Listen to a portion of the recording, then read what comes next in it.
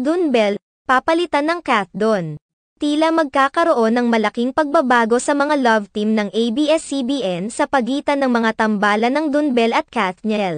Trending ngayon sa social media ang video ng interaction ni Catherine Bernardo at Donnie Pangilinan. Parehong dumalo ang dalawa sa star-studded wedding ni Robby Domingo at Mikey Pineda. Ilang beses ding nag-interact ang dalawa na kinakitaan naman ng ilang mga netizens ng chemistry. May nakaramdam pa ng kilig dahil sa paglapit ni Donnie Pangilinan kay Catherine Bernardo sa after party ng wedding para yayain ito sa isang slow dance. May mga nakakita pa umano sa pag-offer ni Donnie Pangilinan kay Catherine Bernardo ng soda para kahit papaano ay mahimasmasan naman ang aktres na halatang nakainom na rin umano sa mga oras na iyon.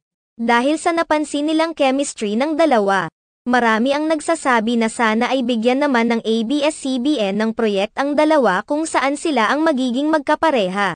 Subalit, kaagad namang umanggal ang mga Dunbel fans iginiit nila na disrespect naman umano kay Bel Mariano na kasalukyang ka-love team ng aktor sakaling bigla na lamang pagtambalin sina Catherine Bernardo at Donnie Pangilinan. May mga nagsasabi pa na sana ay ibang aktor na lamang ang itambal kay Catherine Bernardo. Samantala, may mga nagsasabi naman na sana ay itigil na ng ABS-CBN ang kanilang love team culture at maging open sa mga collabs kagaya sa mga nangyayari sa ibang mga network sa ibang bansa kagaya na lamang sa Korea. Narito ang full video.